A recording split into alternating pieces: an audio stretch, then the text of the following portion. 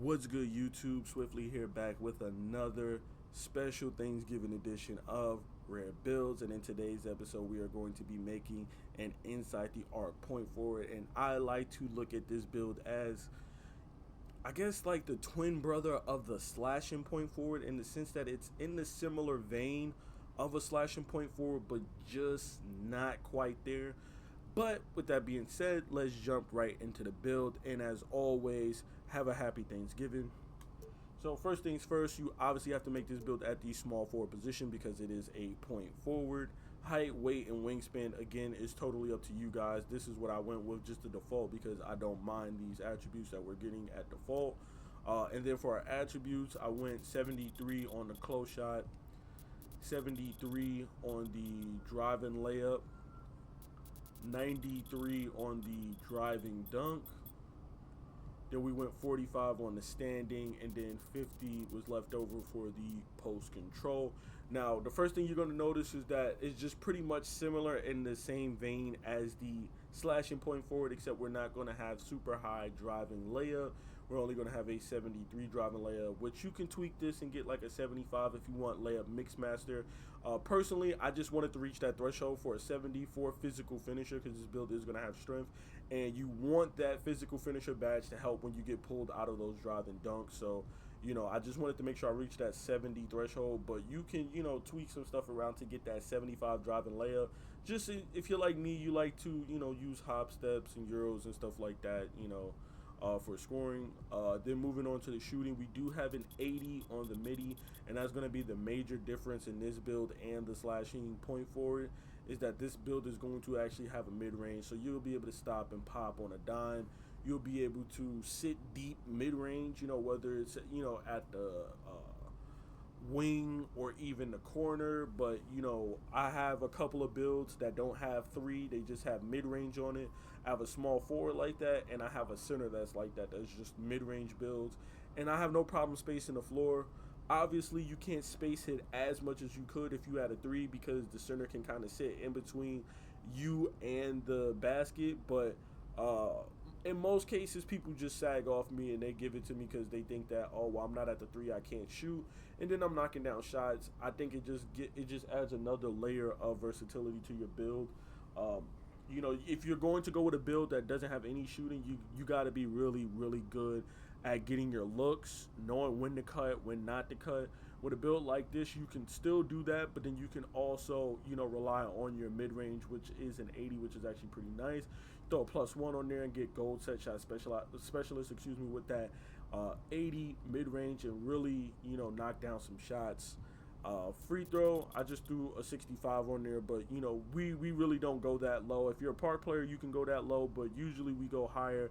We'll figure something out at the end of the video just to make sure that we have decent free throw, because you don't want to have a 93 driving dunk, 73 layup, and then be getting to the rim and getting fouled and not being able to knock down your free throws.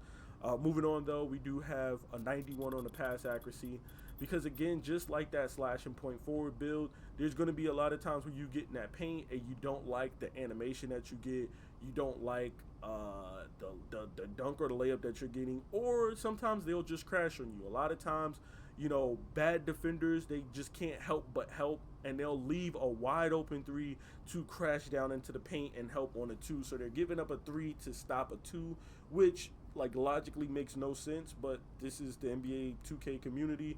They do it constantly in solo rec, and even in squad rec, I see a lot of people doing that.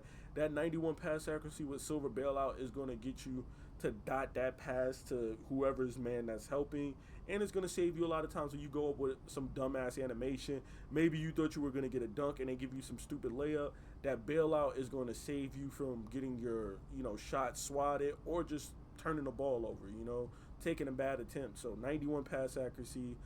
The ball handle, we're going with a little budgeted 86, and then if you want to use your cap breakers, you can throw the cap breakers up there to +4, just to get that 90 ball handle.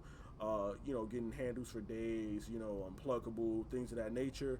And then the speed with ball, we're going with a 75 just for silver lightning launch, because we are a small forward, so silver goldish lightning launch is not so bad when you're, you know, small forward, power forward, etc., etc. Then moving on to the defense, we do have a 60 on the interior defense. We have an 82 on the perimeter defense for Silver Challenger.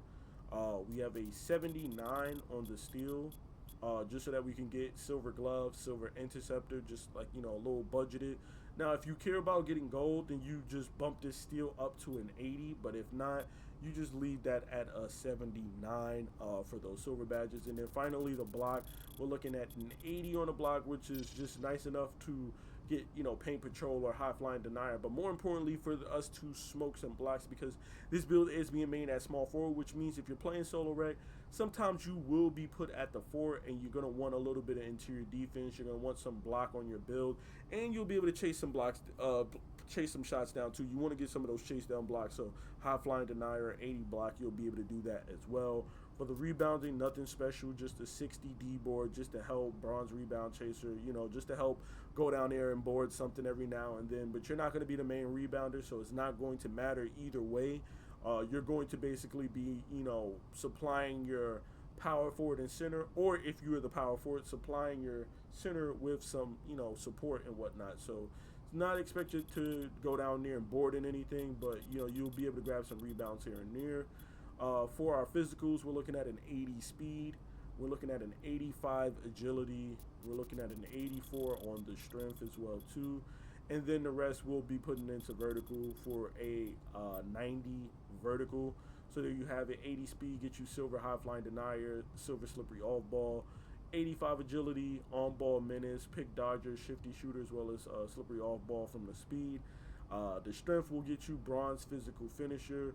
You're also looking at Hall of Fame strong handle so you can get to the basket, to the rim with that 93 driving dunk, 73 layup. Bronze box out B, silver brick wall, silver immovable enforcer. And then with your cap breakers, you can also get gold immovable enforcer, because you see we have an 82 perimeter. I told you about using your +3 cap breakers to get up to an 85. And then you have an 84 strength. You put +1 on that. You're looking at gold immovable enforcer as well for this build, if that's something that you're looking at. And then obviously the cap breakers that we would be putting on would be +3 to our driving dunk as well for Hall of Fame, you know, posterizer, because we do have a 93 driving dunk with a 90 vertical, and, you know, 96, 85 is what you need for Hall of Fame. And then even then, if you want to go higher, you know, you can make some tweaks and get this driving dunk to a 94. So then when you put your +5 to it, you can actually get legend posterizer on this build as well too. So that's also something that you could look at. And then we have some points left over. Oh, yeah, wait. We got a 39-0 board. I was trying to figure out why there was points left over. This build got a 39-0 board, so let's just put that on there to just finish out the build. But yeah, this is what our attributes are looking like for this inside the arc point forward. Of course, we see these shades of, we see Latrell Sprewell, we see RJ Barrett, and we also see Jonathan Kuminga from the Golden State Warriors. And then of course our build name, the inside the arc point forward. So there you have it. This is my inside the arc point forward build for NBA 2K25. Please be sure to drop a like, comment, and subscribe for more NBA 2K25 content, and of course more rare builds like this. And once again, have a happy Thanksgiving. I'll catch you guys in the next one. Peace.